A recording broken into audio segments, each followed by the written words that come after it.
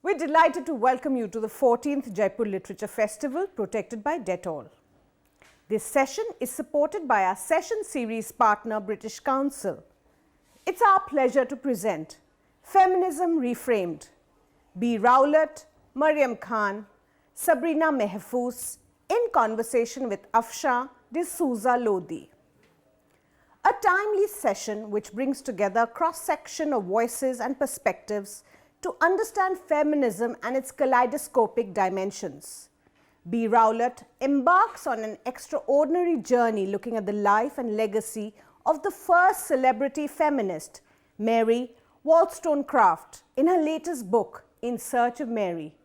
Mariam Khan, in her anthology, It's Not About the Burqa, writes about My Feminism Needs to Die. Both of these writers, alongside playwright, poet and editor of the Things I Would Tell You British Muslim Women Write, Sabrina Mahfouz, discuss the ways in which feminism has changed over the years. The three committed writers come together to inform us, critique and reframe feminism for contemporary women. In conversation with Afshan D'Souza Lodi. B. Rowlatt is a writer and journalist. Her award-winning travelogue, In Search of Mary, was a biography of the year. She co-wrote the bestseller, talking about Jane Austen in Baghdad, which was dramatized by the BBC and is one of Virago's 50 Shades of Feminism.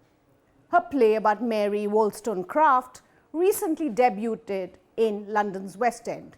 She's now writing a novel about a girl who can't stop stealing.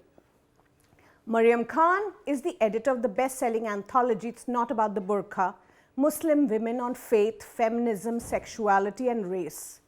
She's also a journalist and has written for The Guardian, Vice, Metro, Stylist and more, and is a columnist at iNews. She's currently a postgraduate student at SOAS University in London. Sabrina Mahfouz is a writer and performer, raised in London and Cairo. She's a fellow of the Royal Society of Literature and resident writer at Shakespeare's Globe Theatre. Her most recent theatre show was A History of Water in the Middle East, and her most recent publications as editor includes Smashing It, Working Class Artists on Life, Art and Making It Happen. Mahfouz's published and produced theatre work includes Chef, Dry Ice, With a Little Bit of Luck, and she recently adapted Mallory Blackman's celebrated YA novel, Knots and Crosses, for Pilot Theatre. She's the editor of the Things I Would Tell You British Muslim Women Write, selected by Emma Watson for her feminist book club, Our Shared Shelf. Afshan D'Souza Lodi joined the literature team at British Council as Programme Manager for South Asia in November 2018. Afshan is also a poet and playwright and seeks to support newer and emerging writers. She also sits on the board of Manchester Literature Festival and Pi Radio. Please do remember to comment by typing it into the comment section. Ladies and gentlemen, Feminism Reframed, B. Rowlatt, Mariam Khan, Sabrina Mahfouz, in conversation with Afshan D'Souza Lodi. Hi, my name is Afshan D'Souza Lodi and I'm here with three wonderful panelists talking about feminism. Before we start and get all into what is feminism, how do we reframe that, and what it means to my wonderful panelists, I'm going to introduce them. So we've got B. Rowlatt, who's a journalist and author of In Search of Mary. We have Mariam Khan, journalist, editor, and editor of It's Not About the Burqa. And Sabrina Mahfouz, a poet, theatre maker, playwright, and editor of the collection, The Things I Would Tell You. How are we doing today? Good. It's good to see humans. Even if it is online, right? Yeah. Well, we all now exist in these squares or rectangles even. Wasn't great enough. Which for me has actually, just to talk about feminism reframed, quite literally, over the course of the last year, having Zoom calls as the main way of working has, for me, completely changed the power dynamic within the industry that I work in for myself in sort of TV and film, because in those industries that are dominated by quite powerful men, actually having them in this tiny little box on my screen has really altered my confidence levels in being able to present my ideas and say what I want to say. And I never realized that that was actually a problem until I realized how much easier it was when I was talking to squares. So that's been good. That's that's how I've reframed my career. Silver lining. There's kind of like this, it feels more like an illusion sometimes, and I don't know if that's a good thing or a bad thing, but yeah, what you're saying is really interesting. Well, that brings us neatly into the first question, which is about how you relate to feminism, the feminist movement, or what you feel feminism is doing for you in your work right now. Mariam, do you want to go first with that? Yes. So at the moment, I think it's been really difficult over the last sort of year, and I think a lot of the plans that we all had in terms of, like, you know, the spaces that we wanted to occupy have been altered.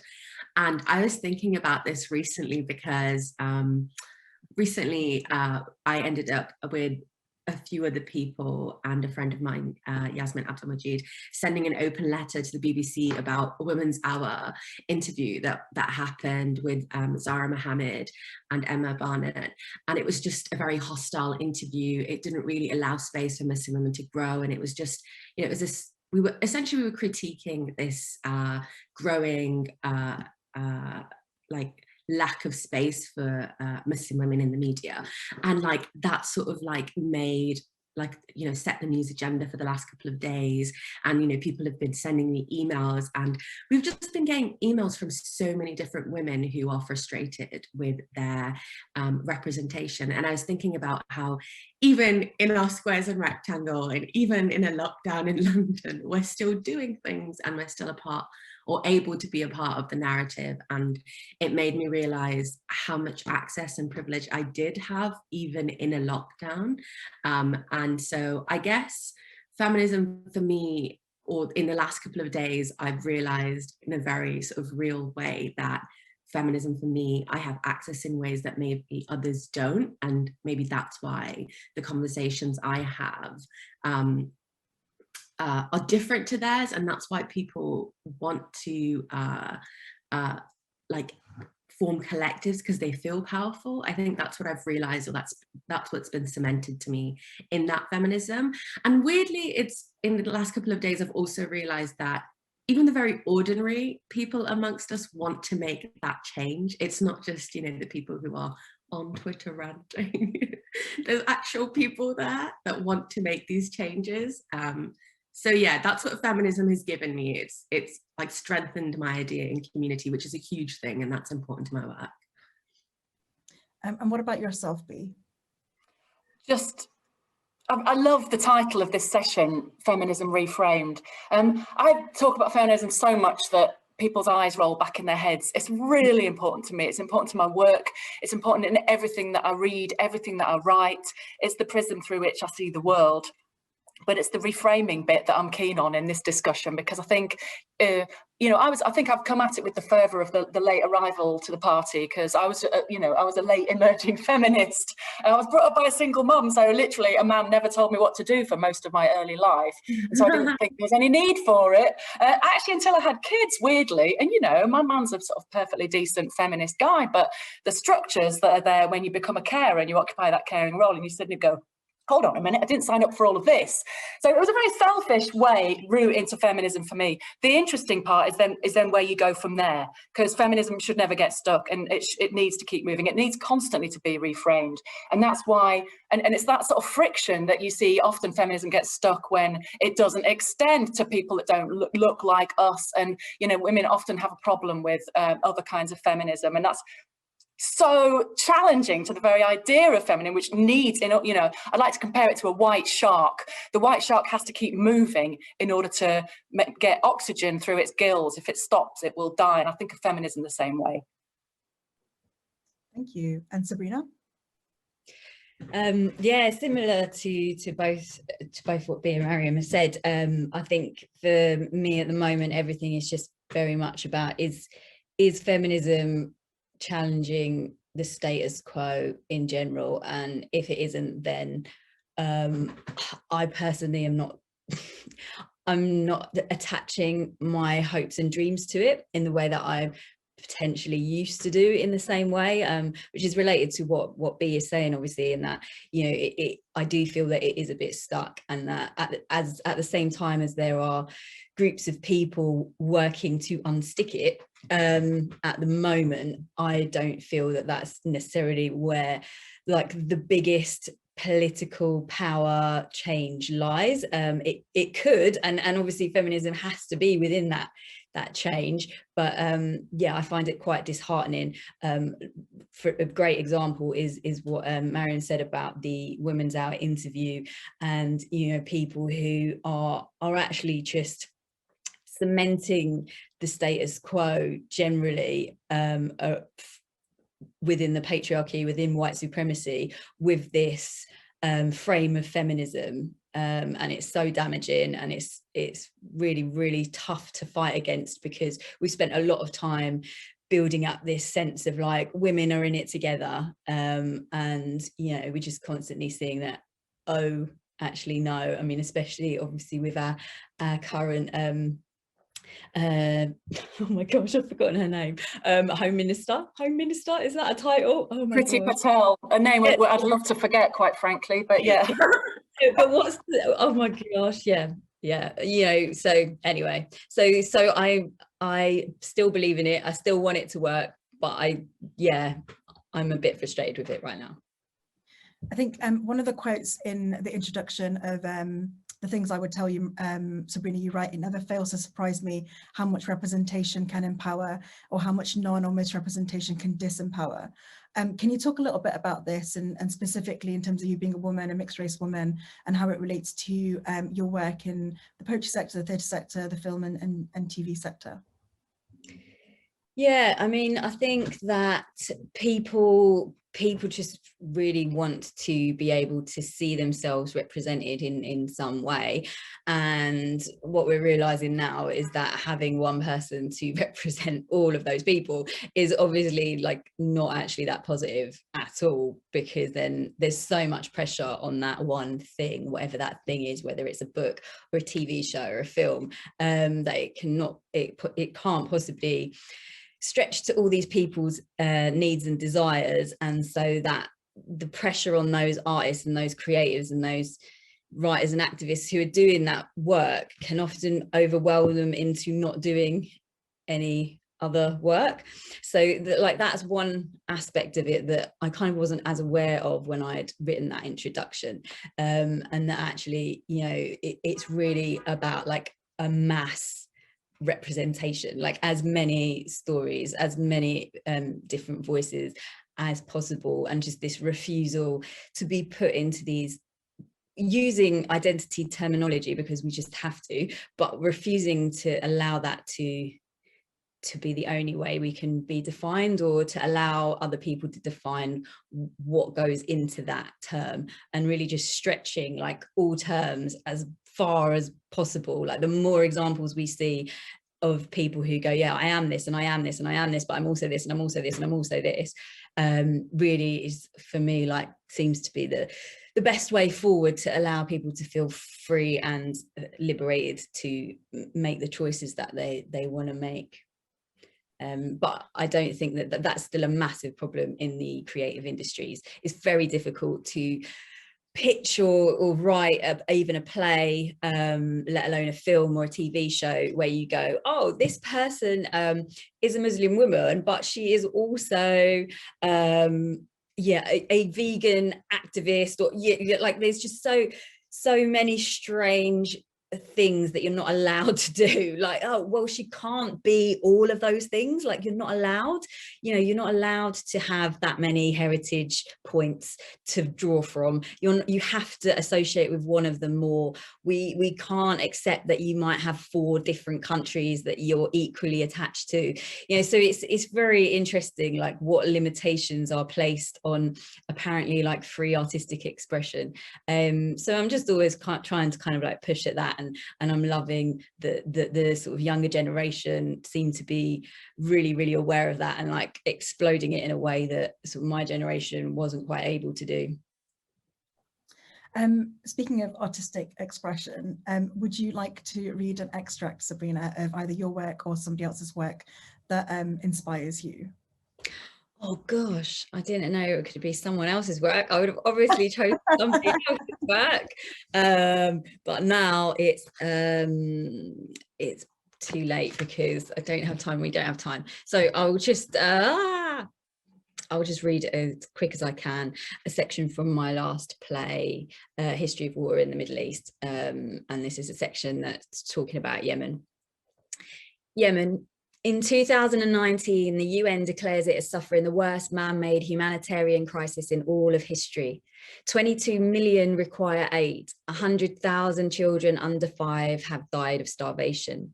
Lines drawn by greed, impatience, and ego on who needs to go home early to say sorry for their infidelity. So can we just draw the line? Can we just get on with it? Because there's not much to it, is there? There's not much more that we're doing here than just drawing a line in the godforsaken sand, is there? This is where they lead.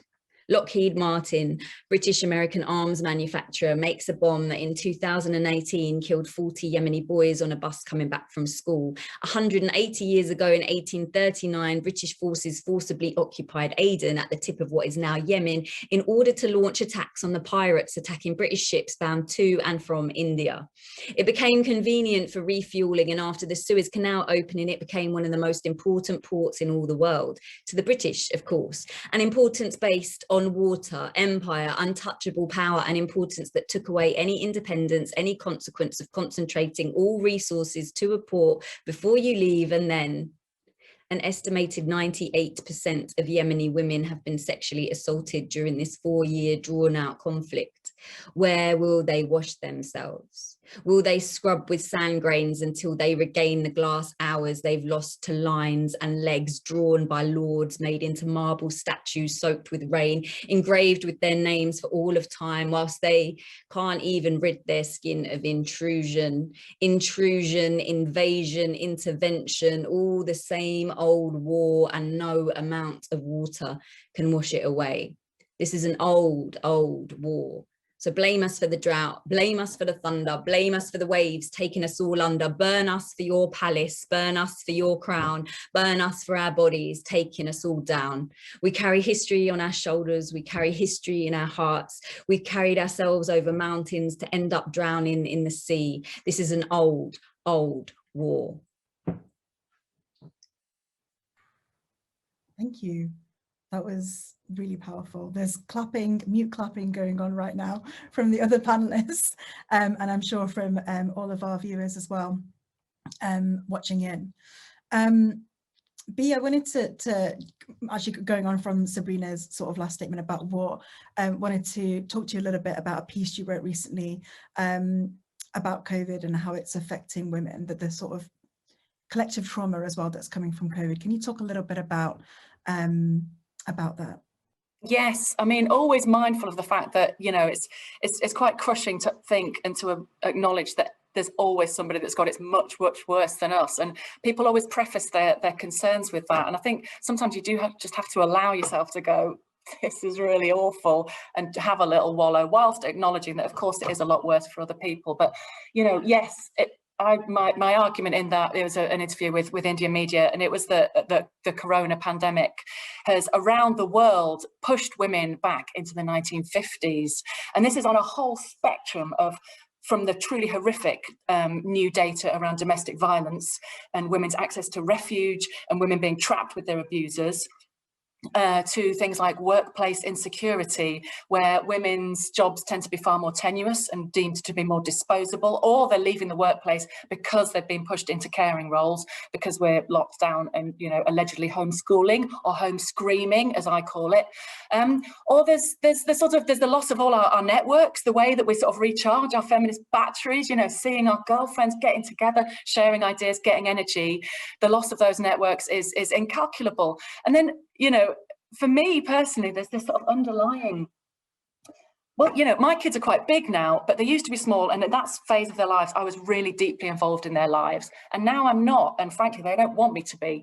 But right now, in lockdown, we're all squashed together, and they're up in my face, and I'm up in their face, and it's like I've gone back in my life. And yeah, world's smallest violin, I know that, but it's sort of given me this strange underlying sense of what is the value, what is the value of women's work in the non-domestic sphere? Because, you know, we've all become domestic, although, you know, interestingly, my partner and many other men, it hasn't affected their working life at all whatsoever.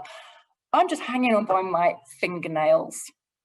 And yeah, there's a sense of, you know, going backwards in life and how we address that. And that's just one tiny little aspect of it. But I just, you know, I think there's something it's something that connects women's experiences around the world, which is why I'm quite interested in it. So, you know, I'd really like to see, particularly in India, I want to see how this plays out, which is, you know, has, I think, you know, second worst ratings in the world for women remaining in the workplace following having kids. And under these circumstances, I'm really interested to see how that plays out. Thank you. And would you be able to read an extract of your work or a piece of work, someone that inspires you? Oh, yeah, so you warned us about this, and initially I thought I'd serve up a really spicy portion of Mary Wollstonecraft, who's one of my great mentors and one of my, you know, girlfriends from history. So I was ready for that. And then actually I was watching the news today, and I've just literally been following NDTV now about the case of Disha Ravi, who has been detained by Delhi police and imprisoned for 5 days because of a toolkit. And we should all be talking about toolkits and feminist toolkits and peaceful activism. So instead, I just wanted to talk about her. Obviously, everyone in India knows exactly what's going on. It's been a huge story related to the farmers' protest. Greta Turnburg tweeted her support and shared a toolkit, which was then also shared by Disha Ravi, who was then detained in custody. And she's been charged with sedition and conspiracy. Sedition tastes a lot like British Empire as a piece of legislation. Interestingly, I mean, Greta Thunberg has since tweeted her support and said, you know, that the right to peaceful protest is a non-negotiable human right. Not only that, but peaceful protest is something that India schooled the rest of the world in. So I know that lots of Indian people would get really upset going, Disha Ravi's made our country look bad, but trust me, from outside, it's not her actions that's making India look bad. So I wanted to read a quote from her, if I may. And I looked around. It's an interview actually that she gave last year to The Guardian. And it's just, you know, clearly what it is that, can I just pop my specs on? Hold on. This is what keeps her going. She said this in September. Countries like India are already experiencing a climate crisis. We're not just fighting for our future, we're fighting for our present. We, the people from the most affected regions, are going to change the conversation in climate negotiations and lead a just recovery plan that benefits people and not just the pockets of our government. Disha Ravi. Brilliant. Thank you, Bea. Mariam, Sabrina talked a little bit earlier about multiple identities and what it means to be Muslim, the sort of like various intersections, and you've edited an entire collection just about this. Can you talk about a little bit about what spurred you to bring the collection together, and the sort of like journey from there until, because that was published 2 years ago, the journey from there until now? Yeah, it was weirdly, it was published, what's the date today? It would be good to know. Exactly almost 2 years ago today, weirdly enough. So yeah, when Sabrina was talking about, you know, you can't be a Muslim and a vegan thing, I was internally thinking, oh my God, I've faced this so many times. But also I've spoken to so many women who faced it, and being a Muslim woman, especially within the Western sphere, you can't have a multifaceted identity. You're just not allowed. You're either oppressed or submissive, or like you're turning your back on your faith, and then you're like, you know, this liberated woman, or it's just a very like, it's a stuck in the box way of existing. And the reason that I put the book together, It's Not About the Burqa, was because I was sort of tired of the conversations that were happening around Muslim women. And I don't think anyone in their right mind can sit in front of me and tell me that Muslim women don't talk about sex or divorce or relationships, or I don't know, depression, or like we don't have those experiences. We do, it's just we don't really see them when we're talking about Muslim women very outwardly. And so what I wanted to do with that collection, because initially it was, I thought, you know, I'll write a book by myself. But then I thought, no, because it would just be seen as like, this one Muslim woman has this experience and this is what it is. And I didn't want to do that. I wanted just the format of it itself, of the book, to be sort of like, you know, a deterrent to whoever picks it up, to understand that this is just 17 different ways these Muslim women are different. Yes, we have similarities, but I wanted the format of the book, just the format of it, let alone what they read in between the pages. And I've had people tell me that they agree with parts of the book and that they don't, or they like this bit and they don't like this bit, or that they're really glad like that there's such a wide variety. And I'm like, but these are just 17 women. Like, you know, there'll be like hundreds and thousands and maybe even millions of other women who will read this and be like, don't recognize any of these experiences, I'm completely different to them.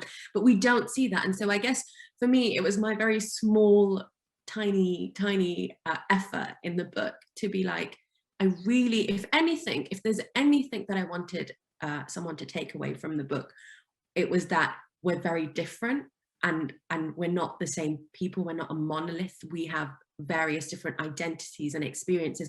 Even our practice is different of our faith, you know, and I don't think that people understand that. And that's a very human point to understand, because we're seen as this, you know, monolith. I feel like our humanity has sort of been taken away in that terms. People see us as a block. So ask a question on that, because I'm so fascinated by what you were saying, and I'm just wondering, where do you sort of draw a line in how you view people who just don't understand, and then people who are outright hostile and, you know, properly not just ignorant but doing something with that ignorance? How do you see that sort of trajectory? So I did a lot of events during the book tour, and I think that having experienced it so much now, I don't know if this is a useful answer, but I'm going to give you the answer that I have. I think I can tell. I think we as women and as humans can tell when someone's coming genuinely from a place of unknowing. And I think that as much as, and I think that for me as a woman and as a feminist, I don't claim to be someone who is completely knowing of every different intersectionality that exists within this world. So I attempt to come to conversations with compassion and with like that understanding. And I think that we know when we get past the point of when someone's being, you know, sort of facetious or like patronizing on purpose. But I think when someone's genuinely wanting to learn about something, there's a difference. And so I guess for me, it's coming to conversations or being forced to come to conversations with that like open mind, which is a lot of work, and it's a lot of like emotionally me having to protect myself from like someone saying something that could, I don't know, hurt me, or like, you know, but you can't, I think you have to try and attempt to see the best in the conversations that you're having, and then when they're not there, then like push back against that. Unfortunately, like I have come up against like people who, I was at an event, I think yeah, so I was at an event, and someone basically, after this entire conversation, we had a wonderful conversation, you know, about different Muslim women and multifaceted and completely amazing. So the first person puts their hand up after, you know, asking for questions. So what's your opinion on FGM and Muslim women being abused by their husbands? And I'm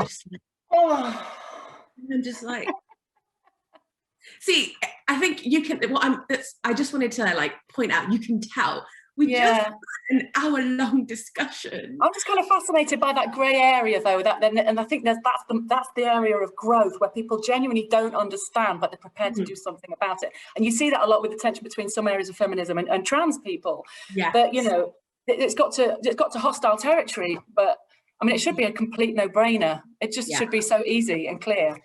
I've had that same experience at plenty of book festivals as well, and I just don't really have the patience for it, and I have a massive amount of respect for the people who do, but I do still see those moments as like moments of growth that you will not see but that happen eventually, because when I've sort of pointed out to the person, do you realize you've just asked that question when you've paid to listen to us like talk about how that is not the question to ask, and yet you've asked it, and then they're so embarrassed because everyone's looking at them, but and they're probably angry in that moment, but I do believe that like over the next months and whatever, that there's reflection based on that, and as annoying as it is to have to be the person who receives that, you do just have to maintain hope that at some point the change comes. I think for me, two things. I think my faith, even though I would say that I'm quite cynical, but I think my faith allows me from being completely cynical, one thing.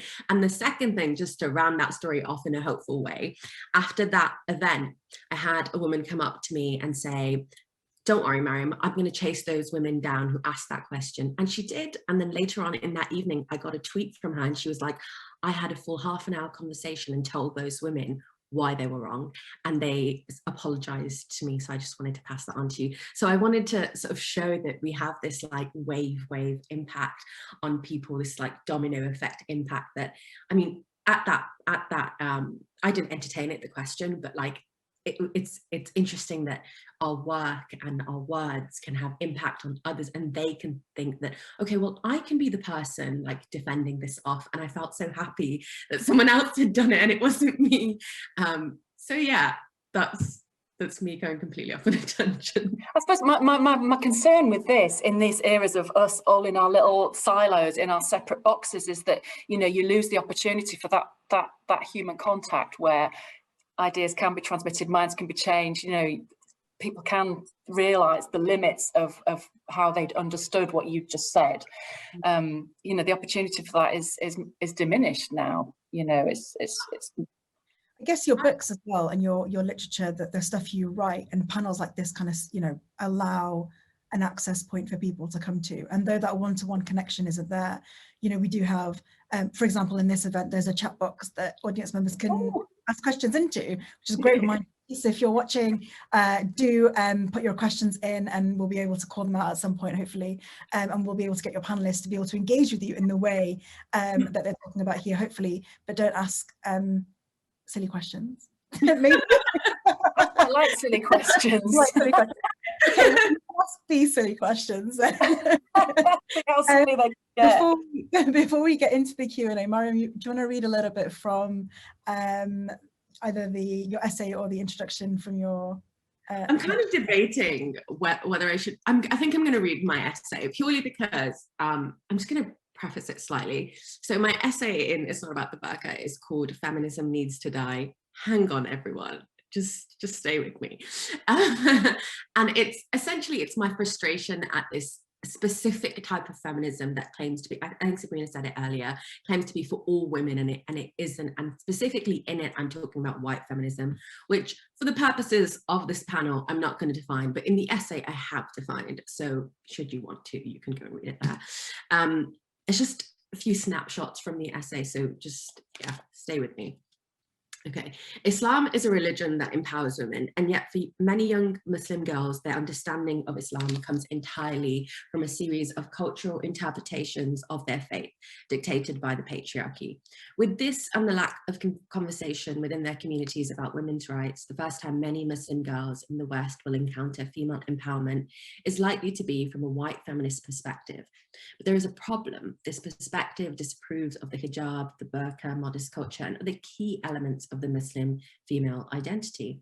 Mainstream feminism suggests that my choices and values can't exist within its framework. If I make the decision to dress for my faith, then I must be oppressed or submissive. Every white feminist I've come across will argue until they are blue in the face that women should have the right to decide how to dress themselves. And then those same people are unwilling to stand up for a Muslim woman who wears a hijab or burqa or or burqa because they don't believe in it, or feel like Muslim women are oppressed. They can't entirely explain or point to the oppressor. Neither can they acknowledge that they themselves are playing the role of oppressor by impressing their ideology of empowerment on others who may interpret empowerment in a different way. So I found being a feminist taxing because I'm so emphatically othered in a movement that should represent all women. The terms of my empowerment as a woman are dictated by the white feminism and by what white feminism and the West perceive as empowering. The term intersectionality, originally conceived by Kimberly Crenshaw in 1989, discussed the multiple systems of oppression marginalized people faced. In its inception, Crenshaw centered race and gender because Crenshaw was a Black woman writing about Black women. I believe we should all exclusively identify as intersectional feminists. In doing this, we are allowing ourselves to recognize how power structures overlap and reinforce each other, and how feminism today is dominated by white, cisgendered, middle-class, able-bodied women who refuse to acknowledge the multiple layers of oppression women of color have to go through. If white feminists want to be a part of the narrative, they will need to decenter themselves and their views of empowerment to include women of color, trans women, non-binary women, genderqueer people, and women of faith. Empowerment comes in many different forms, and oppression shouldn't be defined by what isn't default to a white feminist worldview. Feminism, as we know it, needs to die so it can stop building walls, so it can develop and move forward to nurture a sisterhood of intersectional feminists. Feminism is no good to me if it doesn't fight for every different type of woman. Thank you. We've got some lovely questions that have come in that relates to your people, also some of the conversations that we've been having today. The first question is from Minal, who asks, how are feminism and women empowerment same yet different? Does one have to be an activist of some kind in order to claim themselves to be a feminist? Mariam, you're shaking your head. Do you want to jump in? No, I just, the part in the question where you were saying, does one have to be an activist to be a feminist? No, I think for me, feminist and human are very much the same thing, but humanism is a different conversation altogether. But anyway, I think that in our practice of being feminists, it's something that can be very much a natural part of our existing, and you don't have to label yourself an activist. Or everything that you do in your life has an impact. So if something's happening, okay, a lot of people think that when they're and I'm very skeptical of like systems, but let's just say like when something happens in the world and you're not happy about it, you go and write to your MP, or you go and post something on social media, and that's a form of activism. Those are things that the everyday individual can do to push against a line or a narrative that is being perpetuated in society, to say, hey, I don't agree with that. And I think that we need to stop thinking of activism as this like, I don't know, glorious thing. It's just the everyday work that we do. It's an amalgamation of that. Sabrina, B, do you want to add anything? Lots of people call themselves activists. Lots of people call themselves feminists. Doesn't make, it's in your behavior, isn't it? It's how you treat other people. Who are you enabling? Who are you not enabling? Whose voice are you supporting? Who are you amplifying? I think the most feminist thing I have heard recently, and it just, made my heart explode. I was thinking about doing some programming for my work around Dalit History Month, which is coming up in April. And I spoke to a friend who's a journalist in India and said, looking for voices. And she went, well, I can connect you, but don't interview me because I'm upper caste and I don't want to take space away from my Dalit sisters. And I was just like, that is what feminism looks like. She's not an activist. That's just like being a great person.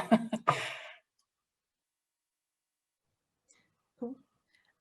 We've got another question in. Is feminism only about women empowerment? How do you think feminism can be encouraged and brought into practice at home in day-to-day life and taught to younger boys and girls? Who wants to answer that? I mean, I can start I have a slightly maybe controversial opinion on, is feminism only for women? I understand it's not that I don't understand like the argument of we should include men, da da da da. Can't women have just one thing? Can't we just have feminism and it be ours? Like, I'm so just, men, let us have this one thing. I'm so tired of people asking, oh, shouldn't you be more inclusive? No, I don't want to be. Like, can I just not have this one space? I get it from a very like a very practical element of, yes, there's men, there's women, there's people of other genders and identities. But like, why? Like, if you want to be a part of the space, you make the effort to be a part of the space. Why do I have to include you? That might be the 28-year-old me who is like still like, oh man, but like, and you know, the other panelists might have something even greater to say. It's probably more intellectual, but that's all I offer to this question. I mean, the only thing that I really have to say about that is that it's really, really, really difficult if you are raising boys in particular, in that how to raise a girl and to let her know that everything that she is receiving in terms of like what a girl is supposed to be is wrong, and that you can push against that in a way that I feel is more difficult with a boy, to say like all these things you're receiving about boys having to grow up to be like strong men and this and that and the other is wrong, because that's still so much attached to like cool, and so they don't want to not have that. They want to be able to aspire to that. And almost every cartoon, every program for children, no matter where it comes from in the world, is like 80 to 90% like male characters. Even if these characters are animals, they have to be with a male voice and a male name, and the only female ones have got eyelashes, really long eyelashes. And so trying to tell them that like men and male identity should not be centered, and they shouldn't center themselves in that way, for me feels so difficult, because everything else tells them otherwise. But I guess all I can do is just constantly draw attention to it. So just constantly being like, why do you think they do that? It's not fair, is it? Like, that's not how you see life. And you know, and there's obviously a lot of children's books at the moment which are dealing with different identities and gender constructs and stuff, and like just they won't learn that at school at the moment, but so trying to sort of push those narratives outside of the mainstream into what you do at home, I think can have a massive impact. And to me, that's definitely activism, like in the home and the family. I think that actually ties. Sorry, go on, Afshan. No. I was just going to do a reverse Mariam and say, yes, more men in feminism. Yes, where the hell are you? Show up, do some bloody washing up, look after the kids, pull your weight at home, because, you know, that at the very least. And, you know, to take Britain as an example, we're an aging population. We're a population that God knows why has just closed its borders to foreign labour, on which our care economy completely relies. So who's going to do all the caring? Don't look at me. We need to train. We need to educate boys, young men, and everybody into the need for caring as part of a healthy community, as part of a healthy society, because we can't farm that out anymore thanks to Brexit. And you know, this is going to be something, you know, this will be a big problem in 10, 20, 30 years. Who's going to do the caring? We don't want to, you know, that's not something we can just put on our daughters. Certainly not in my household. I've got 3 girls and a boy, and we all gang up on him and make him do the washing up. That's just a little minuscule. You know, feminism is absolutely about unequal power structures, and you know, everybody has a part in that. So men are absolutely part of it. Well, we're coming to the end of this panel, and there's still questions coming in, and they're amazing questions. And what I would suggest to people that still have more questions that want to ask these panelists is to follow them on social media, read their work, watch their plays, read the articles that they're writing, and really engage with their work, because they are putting out more and more stuff every day, even during a pandemic. And before we end, I thought it'd be really nice if we could get a really quick fire a feminist or a woman that has inspired you. International Women's Day is around the corner. Could you all just give one woman, recommend a woman to our viewers? And it can't be me, obviously. I've just got this book here, so I'm going to put it out. It's called Revolutionary Feminisms. It's edited by Brenna Bandar and Rafif Ziada, both of whom are women I would recommend checking out. Props. I brought one, Mary Wollstonecraft, Vindication of the Rights of Woman. But the text I'd actually recommend is Vindication of the Rights of Men, by which she means human beings. And it's an early framework of human rights. It's completely radical in its intention, even though it was published in 1790. It's an extraordinary read. It's basically a pamphlet, so read it.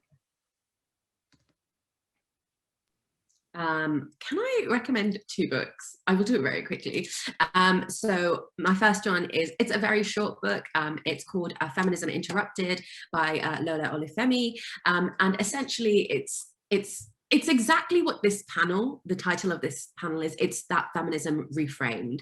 And then the second one of the things that I've had like sort of trouble with in my feminist journey is like women aren't allowed to be angry. So there's a really great book by Soraya Chemley called Rage Becomes Her. And it's essentially just looking at rage and feminism. And I love it so much. And it really helped me. So that's the one I'd recommend.